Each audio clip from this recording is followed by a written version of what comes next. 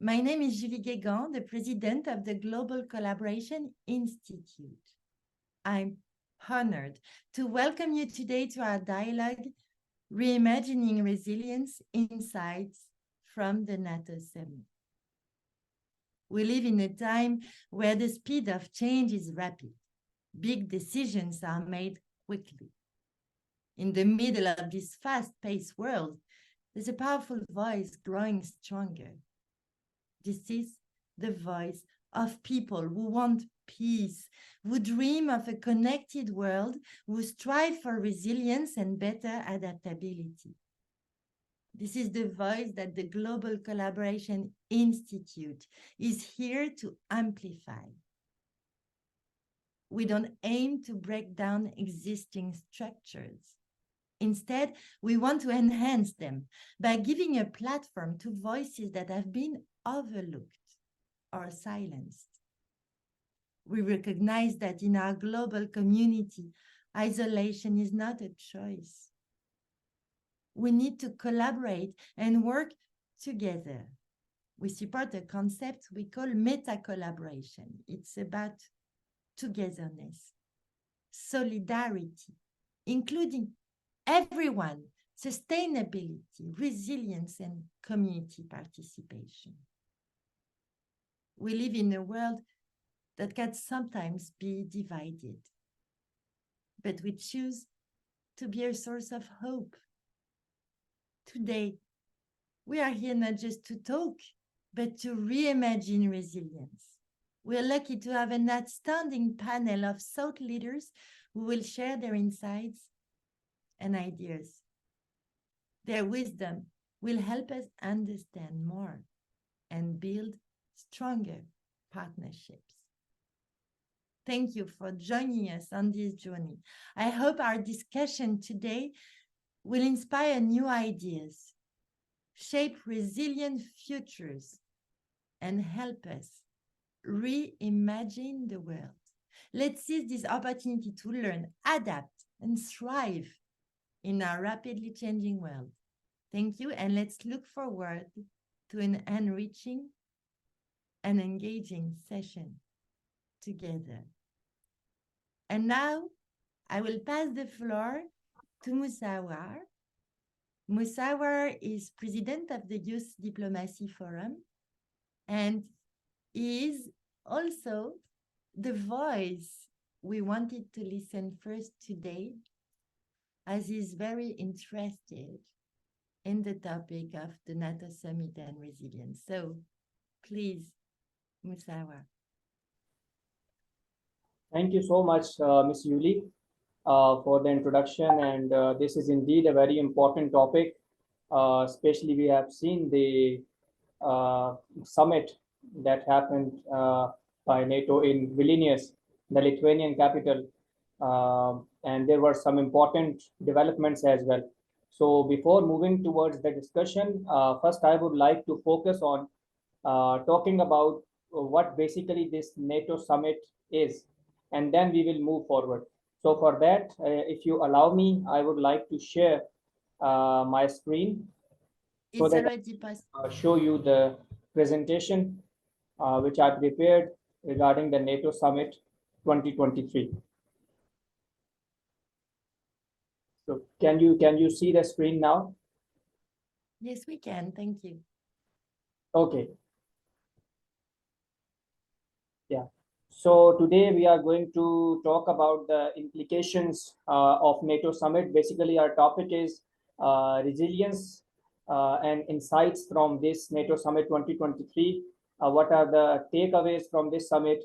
Was it beneficial for some countries or not? And how this alliance will help Europe coming out of this war? So what basically this summit is? This NATO Summit 2023. This is the annual summit by the heads of the states and government summit that was scheduled for 11th to 12th of July in Vilnius, the capital of Lithuania.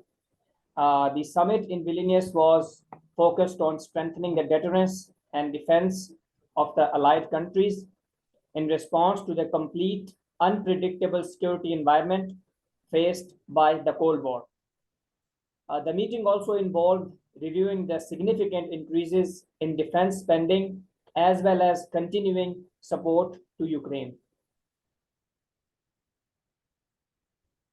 Furthermore, the summit emphasized the importance of the transatlantic bond between Europe and North America in NATO, North Atlantic Treaty Organization, highlighting its continued significance in ensuring the security of over 1 billion citizens in the era of increasing strategic competition.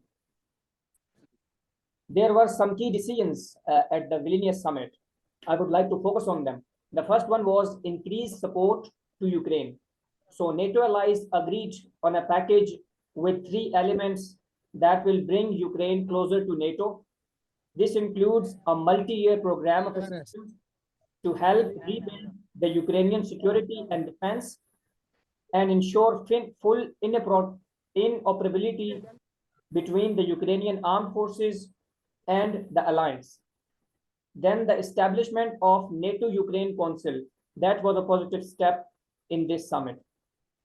A new forum for crisis consultation and decision making, where NATO and Ukraine will meet as equals, and the reaffirmation that Ukraine will become a member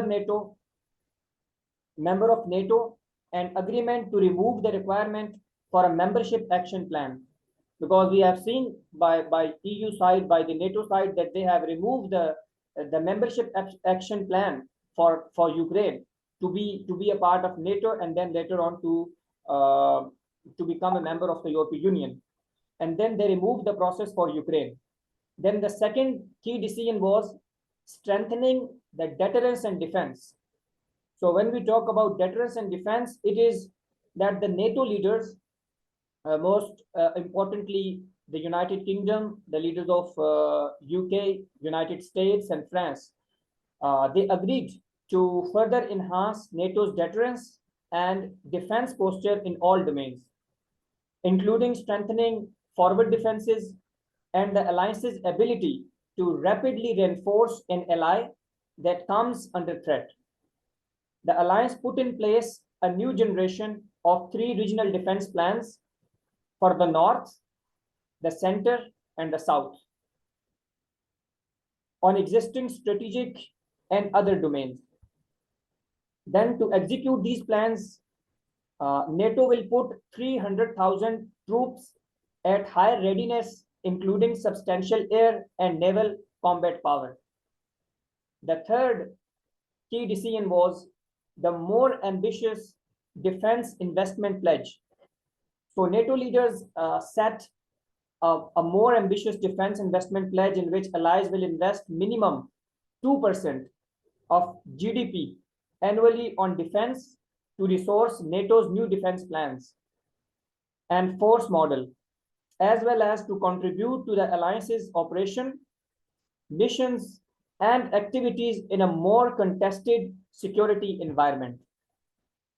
And the last decision that was important was deepening cooperation with the partners. So NATO allies agreed to deepen cooperation with partners from the Indo-Pacific region, namely Australia, Japan, the Republic of Korea, and New Zealand. And NATO will continue to work with them closely on the issues such as cybersecurity, hybrid threats, maritime security, climate change, and new technologies. And this already second participation in the NATO meetings at summit level shows that security is not regional but global, as this is the Global Collaboration Institute. So security is also not regional, but it's global. So we are talking about the global security as per the perspective of NATO. And it is underpinned by the shared commitment to uphold international law and the rule-based international order. Then we have the key topics on the agenda, and these were the important topics. Deterrence and defense, support for Ukraine, investing in our defenses, partnerships, and border security challenges. These were the key topics on the agenda. So I will highlight each one of them. If you talk about deterrence and defense, since Russia's annexation of Crimea from Ukraine in 2014, NATO has implemented the largest reinforcement of the alliance's collective defense in generation, enhancing its ability to defend all allies on land, at sea, and in the air, and as well as in the cyberspace.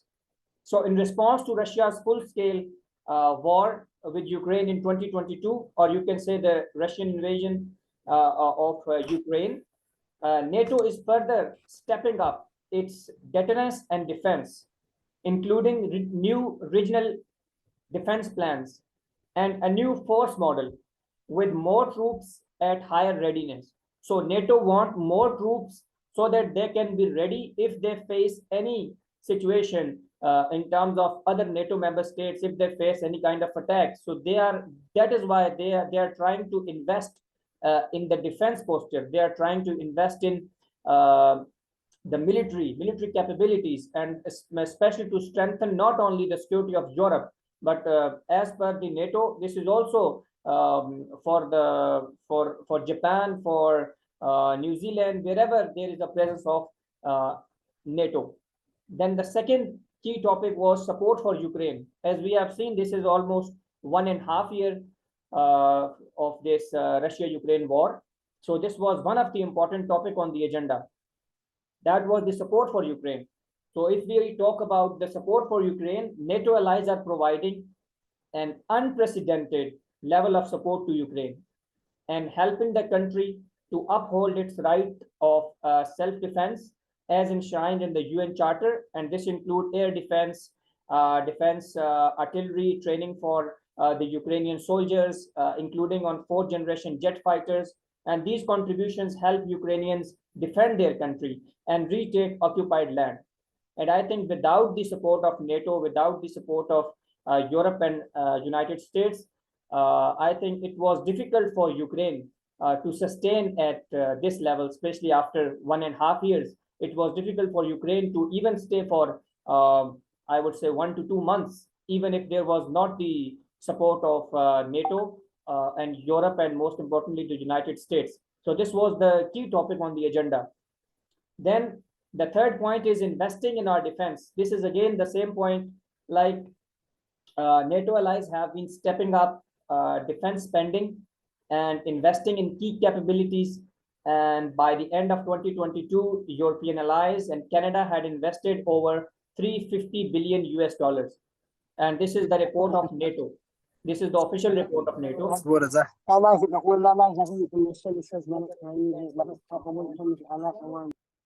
Okay. And they agreed on the defense investment pledge that was adopted in 2014.